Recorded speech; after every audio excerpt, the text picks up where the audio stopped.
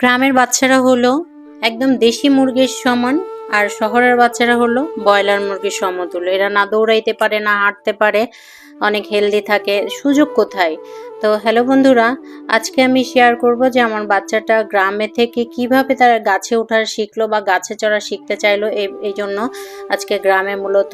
তো ও দুপুর হয়ে গেছে, শীতকাল যেহেতু পড়ছে, গ্রামে কিন্তু এর আগেই শীত পড়েছে। এখন 2টা বেজে গেছে, কিছুতেই গোসল করবে না। তাদের আরাম আয়েশের জন্য তার নানু ভাইয়া বাথরুমে গিজার আরও 2-3 বছর আগেই লাগিয়ে দিয়েছে। আয়ান যখন খুব ছোট 3 বছরের তখন লাগিয়ে দিয়েছে, তারপরেও এখন তারা গোসল করবে না। তো আমার চিন্তা হয়েছে যেহেতু গোসল করতে চাচ্ছে না, এমন কিছু করানো যাতে তারা হাঁপায়ে যায়, গরম ধরে এবং গোসলটা করতে পারে। তো আমি বাড়ির বাইরে নিয়ে গিয়ে ছেড়ে দিয়েছি আফিফের সাথে। আর আফিফের সাথে থাকা মানেই হচ্ছে হয়রান হওয়া, এটা তো আপনারা এর আগেই বুঝতে পেরেছেন। তো আজকে ওদেরকে নিয়ে গেলাম যে চল কিভাবে গাছে ওঠা যায়। আমার ছেলে তো একদমই গাছে উঠতে পারে না, আফিফ এবং তাহান হচ্ছে প্রতিবেশী এক বোনের বাচ্চা। তো এদেরকে বললাম যে আজকে তোমরা গাছে উঠবা, তোমাদের গাছে ওঠা দেখে জানো আমার ছেলেটাও একটু গাছে ওঠা শিখে বা শিখতে চাই। ওটা ওটা গাছে ওটা ফ্রেন্ড ভাইয়া যেভাবে উঠছে,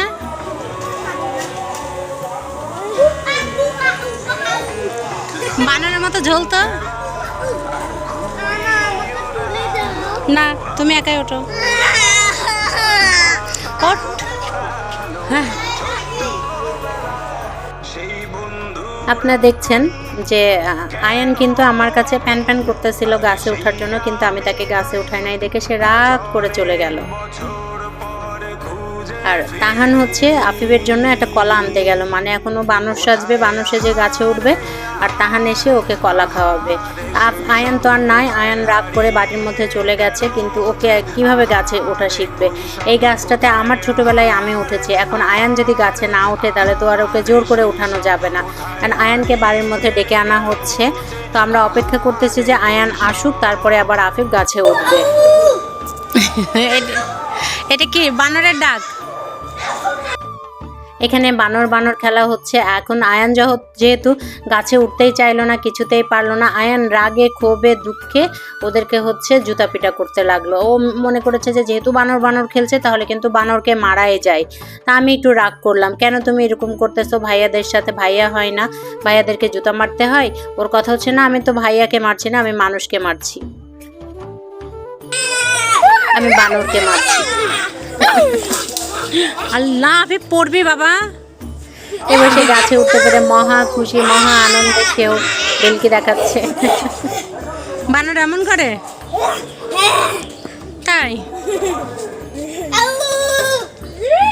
আফিফ থাকলে আসলে আমার বাচ্চাটার জন্য অনেক বেশি রিক্রিয়েশনের ব্যবস্থা হয়, অনেক ভালো সময় কাটে এবং অনেক বিনোদন হয়। তাদের গাছে চড়াচড়ি শেষ, এখন আর সে মজা পাচ্ছিল না, এখন দৌড়াইতে হবে। আর আফিফ জানে যে আয়ানকে কিভাবে ফাস্ট করতে হয়, অর্থাৎ ইচ্ছে করে হেরে যাওয়ার যে একটা ব্যাপার সেটা কিন্তু আফিফের মধ্যে আছে। আফিফ সবসময় চাইছে আয়ানকে জেতাতে, এই জন্য ওরা আস্তে আস্তে দৌড় দিচ্ছে এবং আয়ান হচ্ছে জোরে জোরে দৌড়াচ্ছে। কিন্তু তাহান তো ব্যাপারটা বোঝে নাই, তাই তাহান জোরে দৌড় দিয়েছে এবং ফাস্ট হয়েছে, যার জন্য আয়ান প্রচণ্ড ক্ষেপে গেছে এবং এবার সে মারবে। এখন রাগ করে সে আর হাঁটবে না। এদিকে রান্নাঘরের জানালা দিয়ে কিন্তু বড়াপা দেখতেছিল যে আয়ান কি করে। সে বড় মাম্মির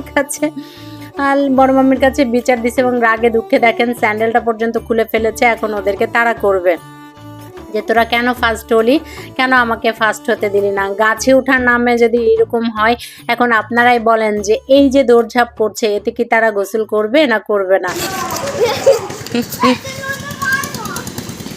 আমার কাছে ভীষণই মজা লাগে যখন তারা এরকম করে, মানে আয়ান গ্রামে থাকলে যখন এইরকম করে। তো শহরে আসলে আয়ানের সেই সুযোগটা নাই বিকশিত হওয়ার বা এরকম দৌড়ঝাঁপ করার, বড় জোর এই পার্ক, সাইক্লিং ইত্যাদি, মানে ইট পাথরের শহরে আর এরকম খোলা মাঠ কোথায় পাবে? তোরা হয়রান হয়ে গেছে দৌড়াইতে দৌড়াইতে। এখন তাহানও কিন্তু এদের সাথে যোগ দিয়েছে যে তাহানও গুছ আজকে করবে না, আর আমারটা দৌড়াচ্ছে এবং এসে আমার কাছে এবার বলছে মাম্মি আমি তো হাঁপায়ে গেছি, এখন আমি গুছ করতে চাই। কিন্তু তাহানকে এসে আয়ান মারছে, তো ও কিছুতেই বুঝতে পারছে না যে না ও বড় ভাইয়া হয়, বড় সবাইকে মারা যাবে না। তো এরপরে সুযোগ পেলে আসলে আমি আমার ছেলেকে গাছে চড়ানো শেখাবো, এরকম একটা ইচ্ছা আছে। তো সেক্ষেত্রে দরকার হচ্ছে ছোট গাছ, এবং আয়ানের সাথে গাছে চড়ানোর জন্য দরকার হচ্ছে আফিফকে, কারণ আফিফ ছাড়া আয়ানের গাছে চড়ানো অবশ্যই হবে না। তো বাচ্চাদের জন্য বেস্ট জায়গা হলো গ্রাম। গ্রাম বিনোদনের জন্য অনেক অনেক পারফেক্ট। আমার কাছে গ্রামের জীবন তো অনেক ভালো লাগে, শুধুমাত্র এই কারণে এখন 2টা বেজে পার হয়ে গেছে, তারপরে কারো গোসল নাই, খাওয়া নাই, দাওয়া নাই, এবং তারা ক্লান্ত অনুভব করতেছে না। তো গাছে উঠতে গিয়ে আজকে যে মজার অভিজ্ঞতা আমার ছেলে অর্জন করলো, নিশ্চয়ই আপনাদের ভালো লেগেছে। অবশ্যই আমাদের সাথে থাকবেন। বাই।